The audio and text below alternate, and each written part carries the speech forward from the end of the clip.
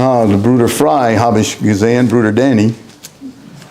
Er hat mich auch gesehen und das war Unglück. Er sagte, du bist älter geworden. Aber lass mich überlegen, ob ich das sagen kann, wie er es gesagt hat. Du bist älter geworden. Aber das kann ich nicht verleugnen. Viel älter. Aber der Herr ist gnädig. Er hilft mir, diese alten Knoten hier nochmal vorzustehen und hier predigen. Ich hoffe, dass der Herr segnet, was ich predige. Ich möchte Apostelgeschichte Kapitel 17 aufschlagen. Ich bedanke mich, dass ihr mich kommen ließ, hier zu kommen. Und wir sind hier am Freitagabend, Samstagvormittag, Samstagnachmittag, Samstagabend, dann heute früh. Und sind etliche Leute immer noch hier. Ich dachte hier, Bruder Nico wollte die Leute jagen. Und so er bringt mir hier. Ich habe nicht weggejagt. Wir haben schon bezahlt. Oh. Also, Apostelgeschichte Kapitel 17, Vers 23. Ich bin herdurchgegangen und habe gesehen eure Gottesdienste und fand einen Altar, darauf war geschrieben, dem unbekannten Gott. Nun verkündige ich euch denselbigen, dem ihr unwissend Gottesdienst tut. Gott, der Welt gemacht hat und alles, was drinnen ist, sintemal er ein Herr ist, Himmels und der Erde, wohnt er nicht in Tempel mit Händen gemacht, sein wird auch nicht von Menschenhänden gepflegt, als er jemandes bedürfe, so er selber jedermann Leben und Odem allenthalb gibt. Und hat gemacht, dass von einem Blut alle Menschengeschlechter auf dem ganzen Erdboden wohnen und hat Ziel gesetzt, zuvor versehen, wie lang und weit sie wohnen sollen, dass sie den Herrn suchen sollten, ob sie doch ihn fühlen und finden möchten. Und zwar, er ist nicht ferne von einem jeglichen unter uns. Denn in ihm leben, weben und sind wir, als auch etliche Poeten bei euch gesagt haben, wir sind seines Geschlechts. Lass uns beten. Vater, wir sind dankbar jetzt heute, dass nochmal wir dürfen sprechen von deinem Wort und sprechen von deiner Liebe zu uns. Und Vater, wir bitten, dass du segnest die Worte aus meinem Mund. Vater, helfe die Leute zu verstehen, begreifen in ihrem Herzen, was ich probiere möglicherweise mit Geist Gottes hier zu erklären. Und Vater, wir werden dich dafür lobpreisen und danken, weil du die Wahrheit bist. Und Vater, leidest uns in aller Wahrheit. So, wir kommen zu dir und bitten, Herr, nutze mir in dieser Stunde. Wir werden dich dafür lobpreisen und danken. In Jesu Namen. Amen. Oh, das hat mein Luft aufgenommen hier. Ich bin hier, wie Danny gesagt hat, er kann ein Prediger sein, er sagt die Wahrheit. Ich denke an einen Freund in Niederlanden, er sagte, die Niederländer sind ganz schön ehrlich. Das ist hier, ja, nebenbei. Aber ich möchte heute predigen an Gott, der die Welt gemacht hat. Ihn sollen wir anbeten. Paulus ist weggegangen von hier der Stadt Beröa, weil die Juden, die Völker in Beröa gegen Paulus gehetzt hatten. In Vers 10 bis 13. Man sieht schon, die haben eine Erweckung. Da gab es Leute, sie haben das Wort Gottes wahrgenommen. Sie suchten in der Schrift täglich. Und es gab eine Erweckung und da kommt der alte Feind, der Teufel, und er war sauer. In Vers 11, wir sehen, wie die Bibel sagt, denn sie waren die Edelsten unter denen zu Thessalonik, die nahmen das Wort auf ganz williglich und forschten täglich in der Schrift, ob sich also verhielte. So glaubten nun viele aus ihnen, auch der griechischen Erbaren, Weiber und Männer, nicht wenig. Und dann Vers 13, wir sehen, wie der Teufel hier sich Menschen nutzt, als aber die Juden zu Thessalonik erfuhren, dass auch zu Berührer das Wort Gottes von Paulus verkündigt wurde, kamen sie und bewegten auch allda das Volk. So, Paulus vermeidet hier ein eher früher Tod und ist weggegangen von dieser Stadt. Er wartete in Athens auf den anderen, Silas und Timotheus, in Kapitel 17, Vers 15 und 16. Und er betrachtet die Stadt wie ein Prediger betrachtet eine Stadt. Mit offenen Augen und traurigen Herzen. Er sagt in Vers 16, da aber Paulus ihr zu Athen wartete, ergrimmte sein Geist in ihm, da er sah die Stadt sogar abgöttisch. Und er redete zwar zu den Juden und Gottesfürchtigen in der Schule, auch auf dem Markt alle Tage zu denen, die sich herzufanden. Das ist ein Prediger. Das ist ein Prediger, der geht aus, er sieht hier den Zustand der Stadt und es ergrimmt ihn und er kann nicht in Ruhe stehen lassen. Er kann nicht einfach hier sagen, lass sie so sein.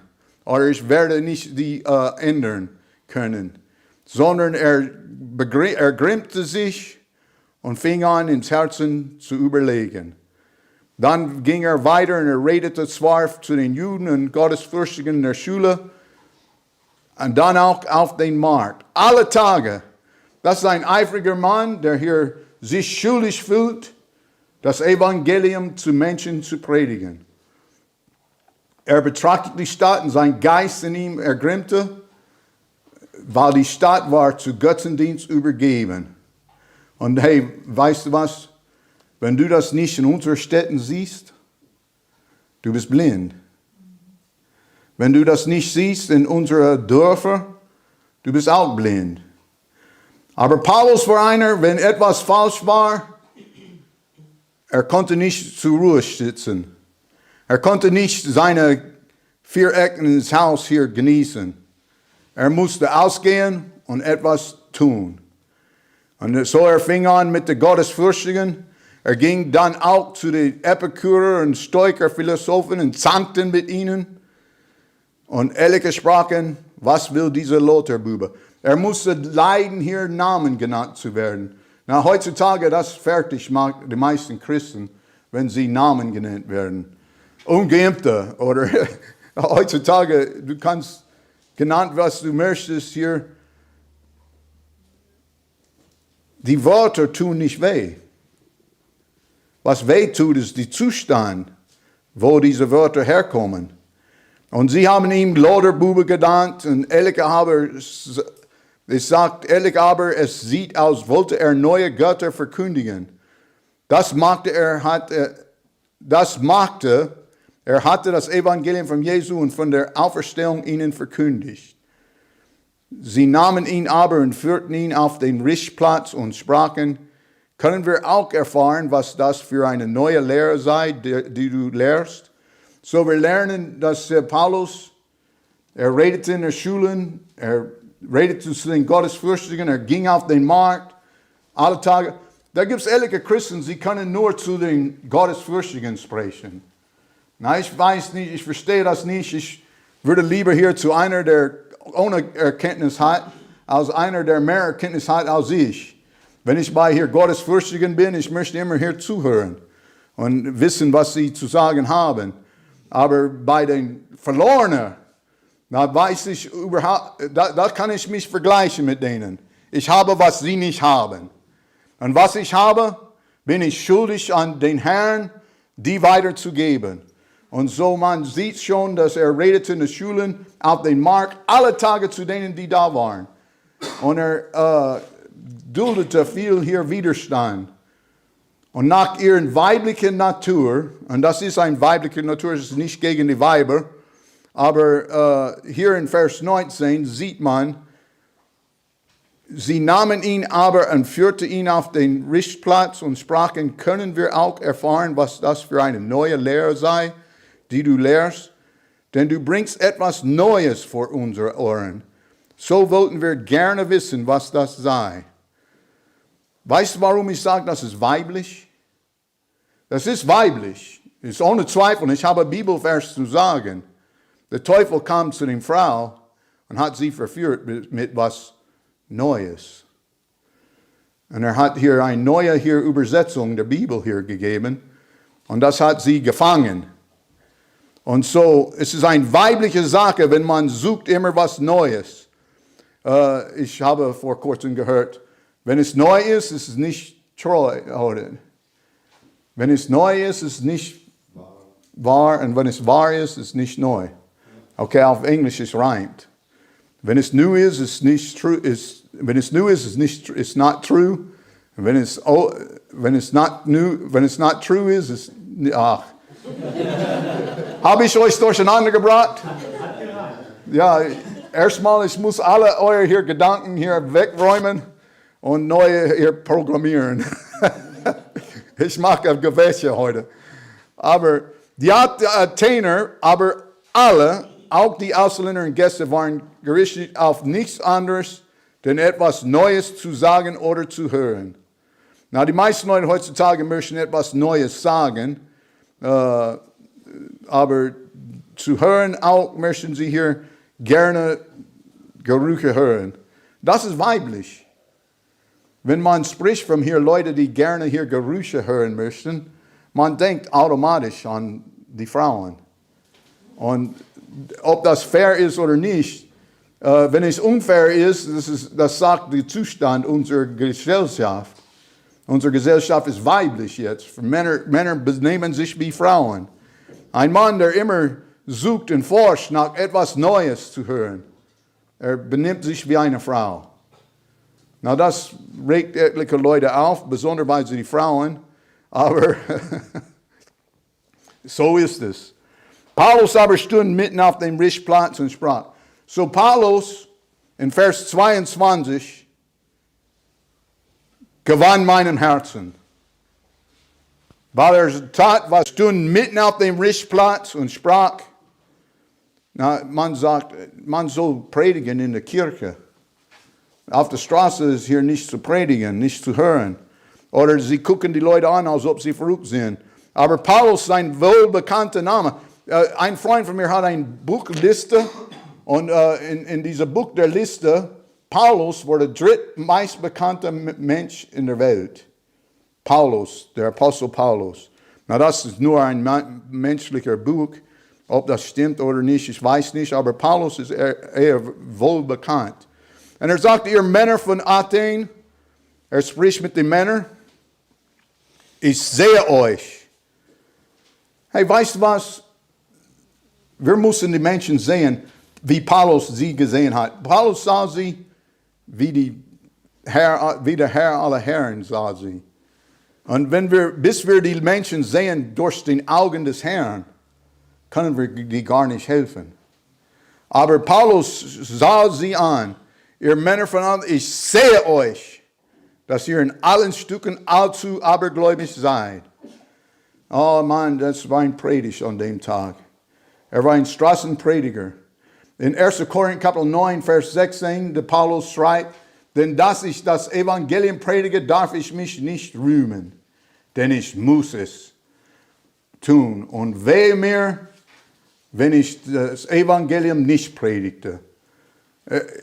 Das Evangelium für ihn war hier die Kraft Gottes. Er sagt in Römer Kapitel 1, Vers 16, denn ich schäme mich des Evangeliums von Christus nicht. Na, etliche Christen heutzutage benehmen sich, als ob sie schämen sich, das Evangelium, weil es zu einfach ist. Aber weil es so einfach ist, warum ist die meisten der Welt hier verloren gegangen? Aber denn ich schäme mich des Evangeliums von Christus nicht, denn es ist eine Kraft Gottes, die das selig macht, alle, die daran glauben, die Juden vornehmlich und auch die Griechen. Ich sage euch, der Herr Jesu Christi hat in Paulus hier gesteckt, der Prediger. Und der Prediger ist vom Heiligen Geist getrieben und er geht auf den Richtplatz und spricht. Er wartet nicht bis Sonntag zu predigen. Er wartet nicht bis hier der Gottesdienst, wo alle die Christen zusammensammeln, sondern er geht dort auf, wo die Menschen brauchen. Und das ist, wo sie es hören. Und der fing an zu predigen. Weißt du, was er gepredigt hat?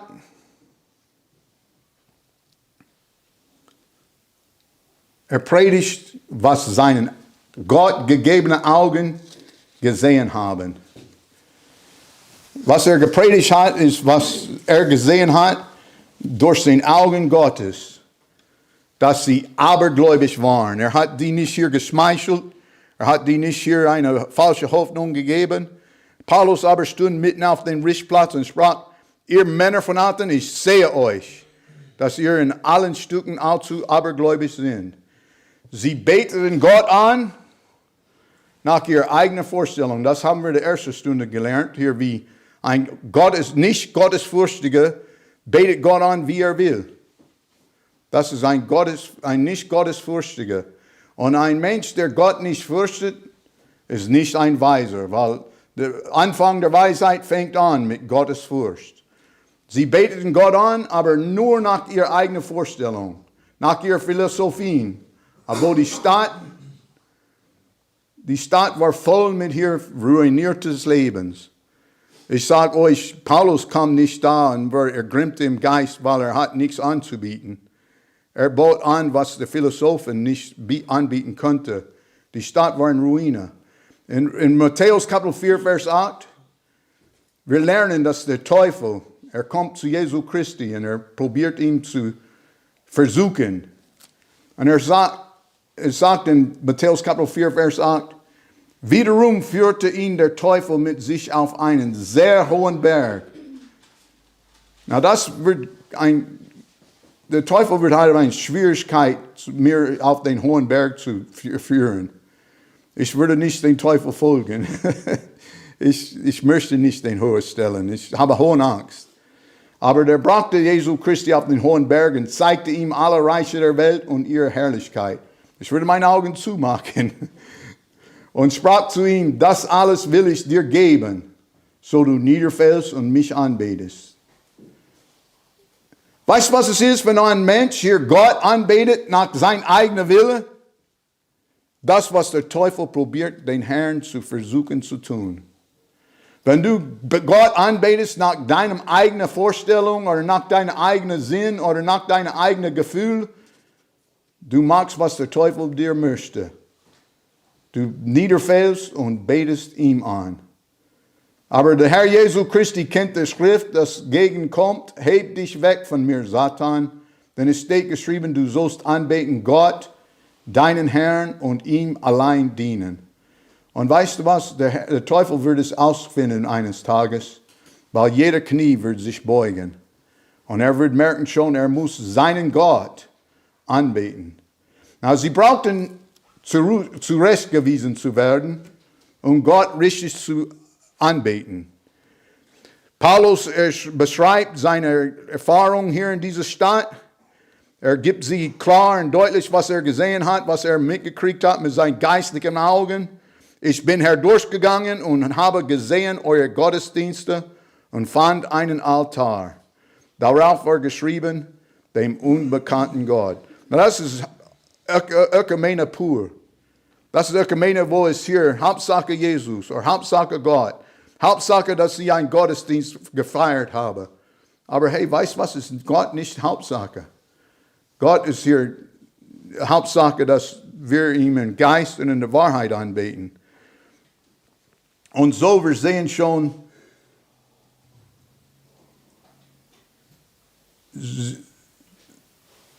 sie brauchten zurechtgewiesen zu werden. Now, Menschen können hier vorstellen, was sie wollen. Menschen, wie ich heute Vormittag gesagt habe, Saul und sein Vater, die brauchten kein Statue oder hier so eine Götze, aber sie haben ihre Götzen gehabt. Und ihre eigenen Herzen haben sie was herrschend dort. Obwohl sie nicht sagen konnte, das Bild, wie es ausgesehen hat, in ihrem Herzen herrschte hier ein Götzendienst.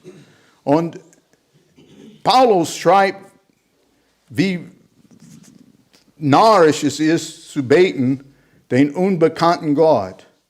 Weißt du, was mir gefällt von dieses letztes Lied, das wir gesungen haben? Einen Freund habe ich in Jesus. Einen Freund. Und weißt du, was er sagt? In Trübsal und in Leiden steht mir niemals fern. Paulus weiß das. Paulus weiß, dass der Gott, das wir anbeten, ist nicht ein toter hier Gott, der unbekannt ist. Der ist ein allmächtiger Gott und wissend und ist immer nah, niemals fern. Gott, der die Welt gemacht hat und alles, was drinnen ist, sintemal ein Herr ist, Himmels und der Erde, wohnt nicht im Tempel mit Händen gemacht. Weißt du, was es ist für einen Vorteil, ein Christ zu sein? Gott braucht keinen Tempel zu wohnen, wohnt in uns. Er wohnt in mir. Er wohnt in mir persönlich. Ich nehme ihn nach Hause jeden Tag. Ich kann Gemeinschaft mit ihm haben. Ich kann öffentlich hier. Wenn ich schlafe, der Herr ist bei mir, in mir. Wenn ich wecke auf, der Herr ist dabei. Wenn ich sündige, er ist auch dabei. Und der lässt mir wissen, dass er dabei ist. Und er wird dich auch wissen lassen, wenn er in dir ist. Der Herr lässt uns nicht allein. Er ist immer nah. So, sie beten Gott an nach ihrer eigenen Vorstellung. Paulus hat hier gepredigt gegen sowas. Er stellt Jesus Christi, Gott, vor. Nicht nach ihrer Vorstellung. Er hat kein Halbmensch, Halbtier. Er hat kein Gold, Silber oder Kupfer oder was man hier macht aus Götzen.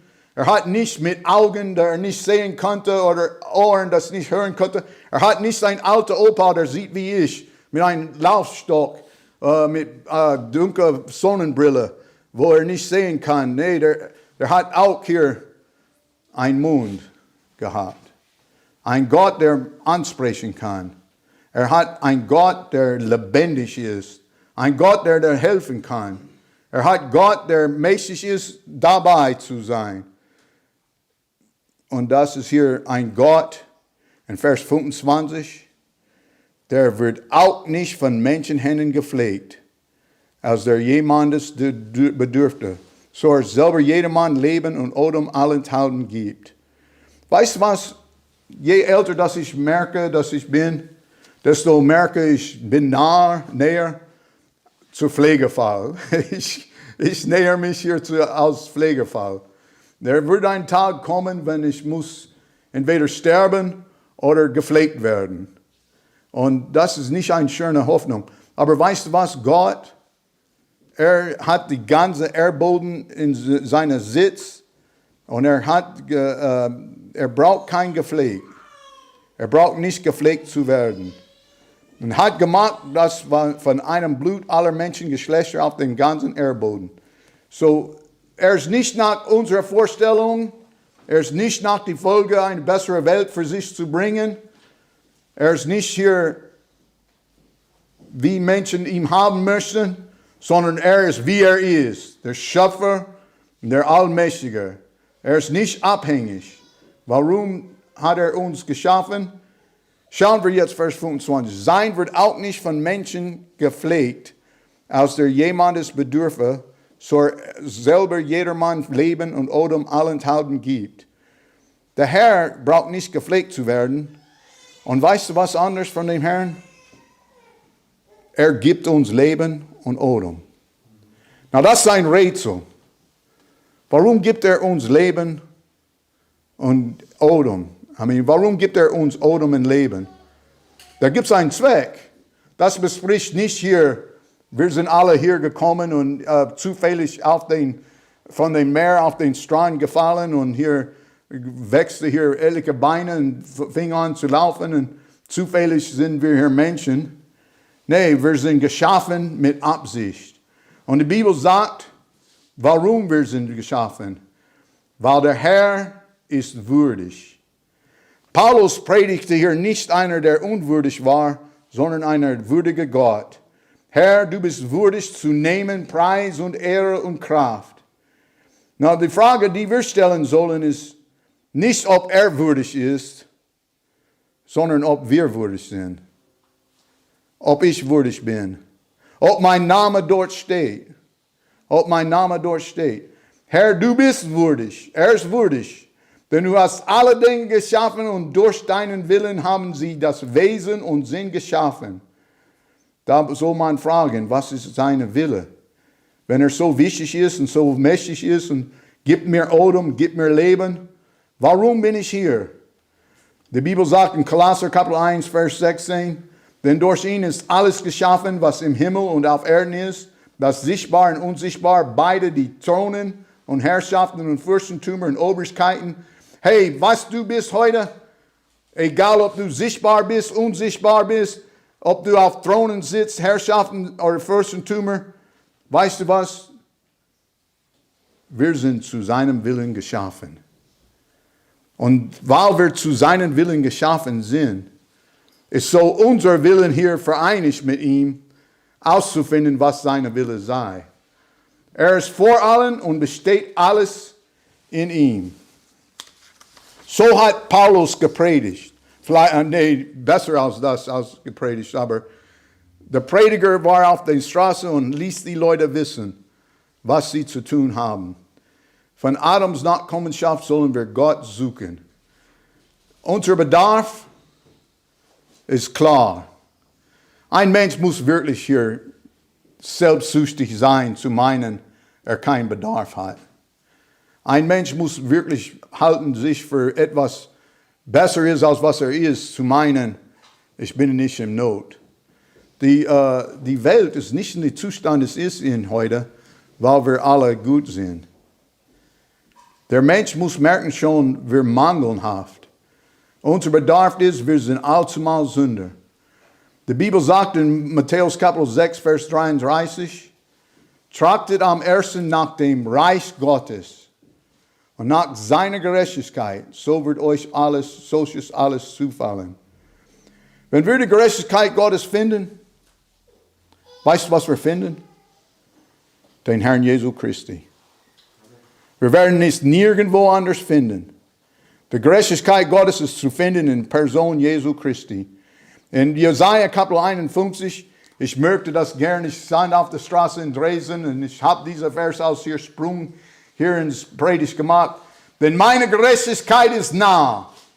Das ist der Herr Jesu Christi.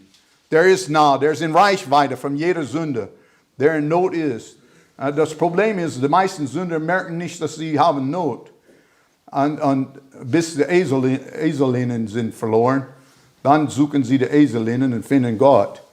Aber denn meine Gerechtigkeit ist nah, mein Heil zeugt aus und meine Arme werden die Völker richten. Gott bringt uns seine Gerechtigkeit. Und es ist besser zu finden, vorher fängt an zu richten, als nachher. Die Inseln harren auf mich und warten auf meinen Arm. Hebet eure Augen auf gen Himmel und schaut unter auf die Erde.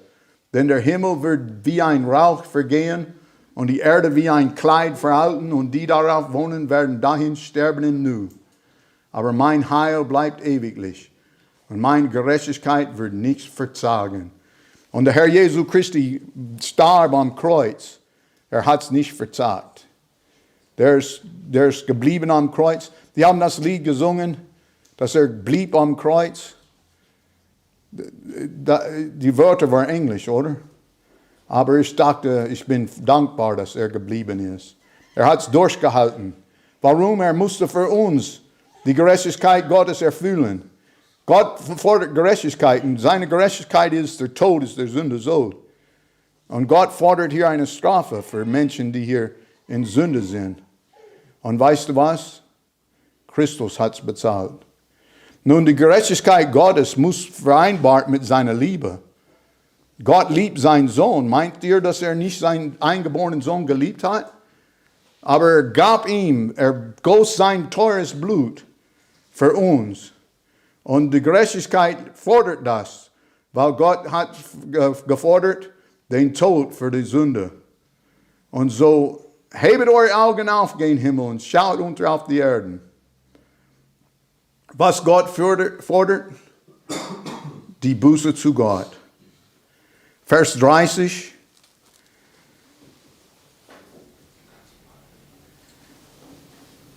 Und zwar hat Gott die Zeit der Unwissenheit übersehen.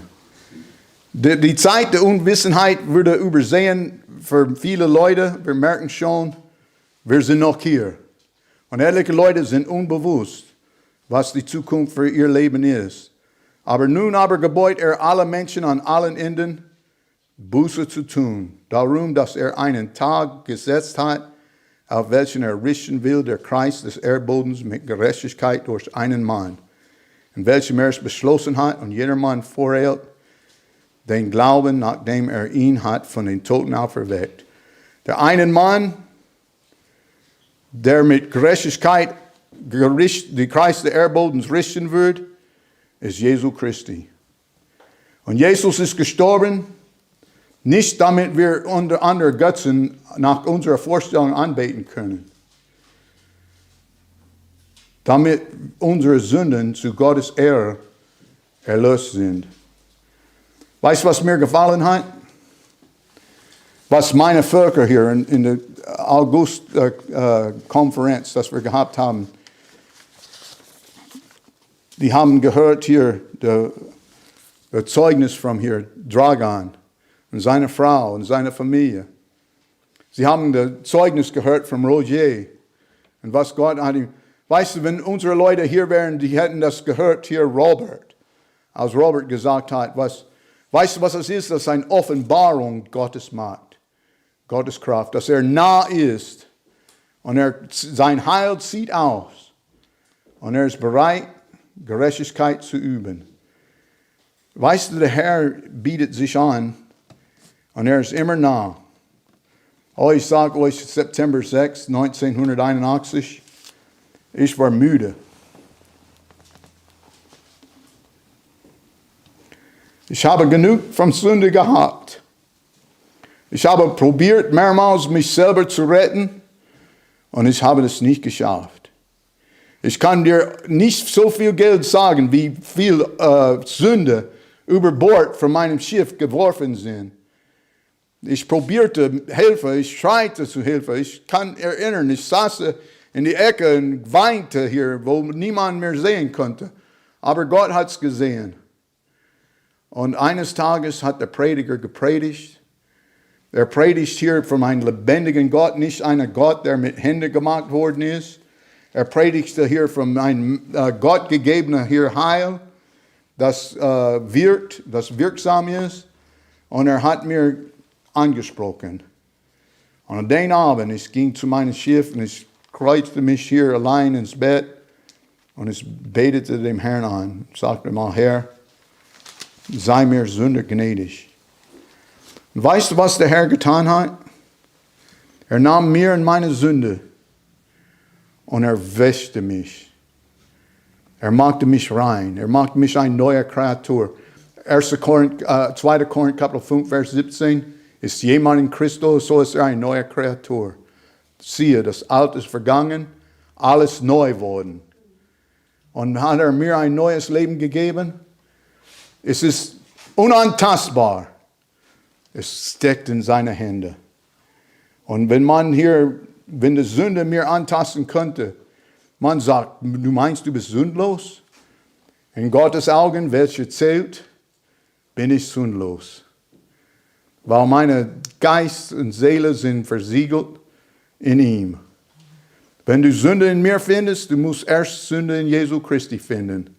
Und da war kein Schuld an ihm gefunden. Kein Schuld ist an ihm gefunden. Und dass er auferstanden ist am 3. Tag, dass er in Roger seinen Herzen gemacht hat, und der Robert in seine Herzen gemacht hat, in Dragon in seine Herzen gemacht hat. Und alle die Leute, die hier rein sind, angetastet sind vom Geist Gottes, beweist uns, wir haben einen Gott und er ist nicht unbewusst. Wir haben einen Gott und er ist erkennbar. Er ist spürbar und er lebt. Die Bibel sagt,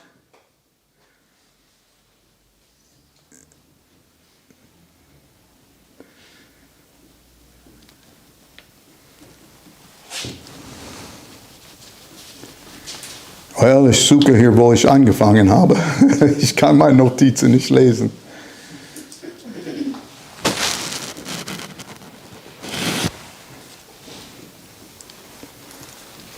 In 17, 23 und 24 Ich bin herdurchgegangen und habe gesehen euer Gottesdienst und fand einen Altar, darauf war geschrieben, dem unbekannten Gott.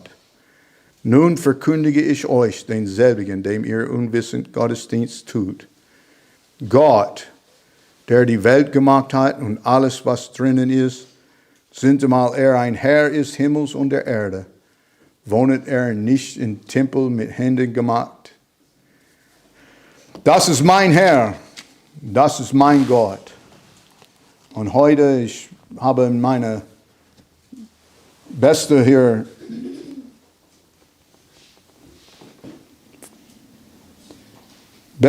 Fähigkeiten, mich übergeben zu dem Herrn und bittet, dass den Herrn nimmt die Botschaft und bringt es zu jedes Herzen. Und dass mindestens die Christen merken schon, dass Gott in seinem Geist wohnt in Menschen. Und wir haben Zeugnisse dafür. Es steht in jeder hier Gericht, da gibt es 2 oder mehr als 3 Zeugen. Vater, der Sohn und der Heilige Geist. Wenn ich vor dem Richterstuhl stehe, ich stehe nicht allein. Nun, je näher, dass man zum Tod kommt, und ich bin nicht gezweifelt oder nicht hier, ich bin näher heute als gestern zum Tod. Egal wie ich aussehe. Wenn ich sportlich aussehe, gut aussehe, hübsch aussehe, das wäre neu. Aber weißt du, was ich weiß? Egal wie ich aussehe, heute bin ich näher an der Wiederkunft des Herrn Jesu Christi. Und man kann zu spät warten, bis es den Tag kommt. Und dann ist es zu spät. Vater, ich danke dir für die Möglichkeit. Du gibst mir einen Mund und ich kann das für dich aufmachen. Und Vater, ich danke dir für die Gelegenheit, hier zu kommen in diese Konferenz und zugehört werden von Menschen, die vielleicht besser predigen konnten als ich. Aber Vater, danke dir für deine Gnade und deine Barmherzigkeiten. Herr, gib mir hier eine Familie.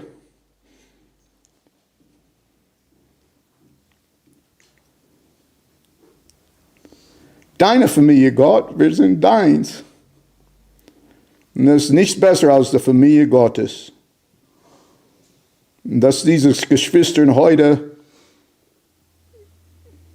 nehmen ihr Zeit und hören zu, wenn wir nochmals erklären, was du für Menschen getan hast.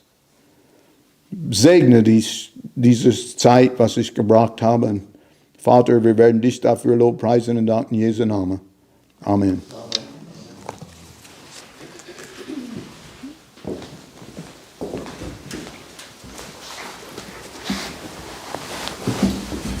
Das Evangelium, was Paulus da predigt, ist, dass er gestorben ist für unsere Sünden, begraben ist und am 3. Tag wiederum auferstanden ist. Und im Moment, dass die Athener hören dann von der Auferstehung der Toten, dann haben sie Spott getrieben mit Paulus.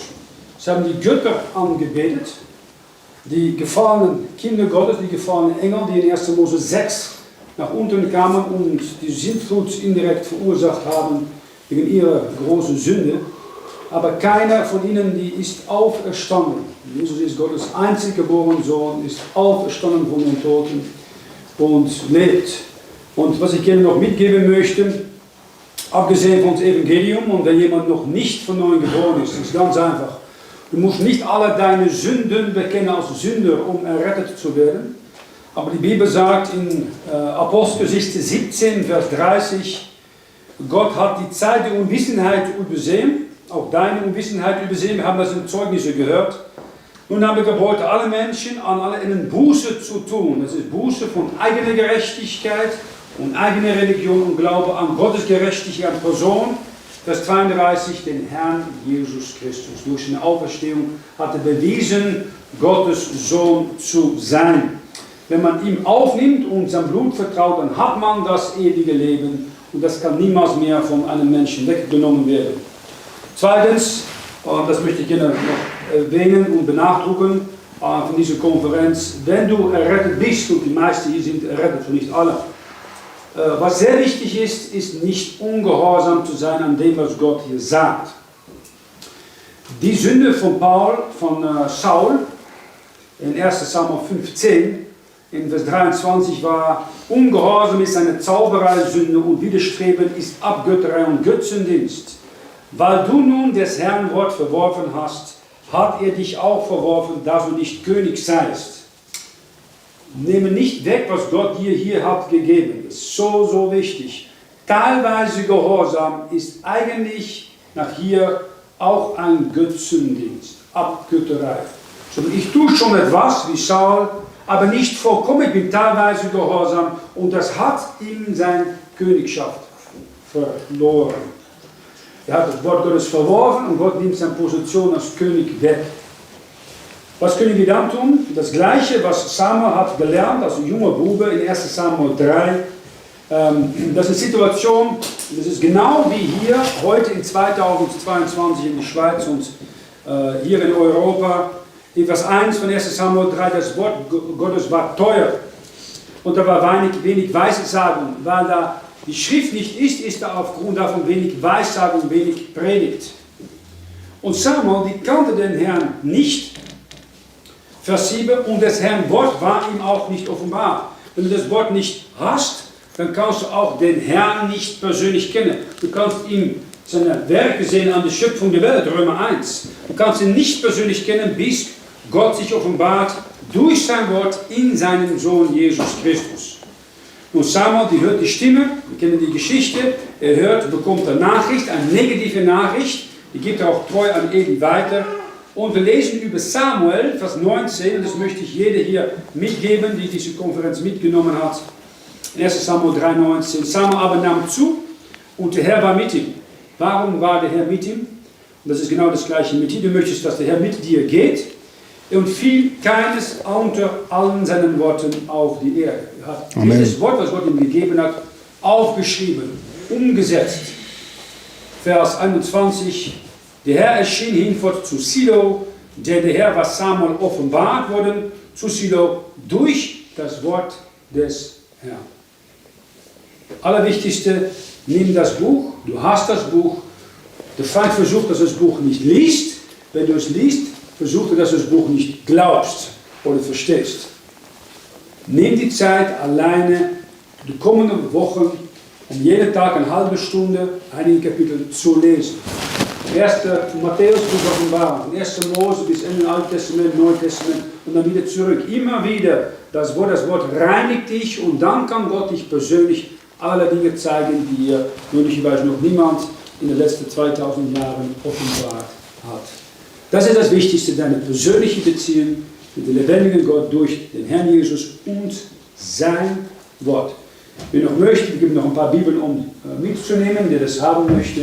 Und ich habe es vergessen zu sagen, wir haben da T-Shirts, Hoodies, Caps liegen. Wer sagt, ich möchte was bestellen mit einem eigenen Spruch an der Hinterseite oder einem Wappen an der Vorderseite, sag es uns einfach oder sag mir einfach und wir können das euch gerne mitgeben. Wir sind hier in der Schweiz, wir können ohne Probleme noch ein bisschen mit Gottes Wort auf uns laufen. Die Leute haben alle Inserat in ihrem Geschäft, aber die meisten schämen sich, um für den Herrn in der Öffentlichkeit aufzukommen. Lassen wir das nicht tun und die Zeit weise nützen in den letzten Tagen.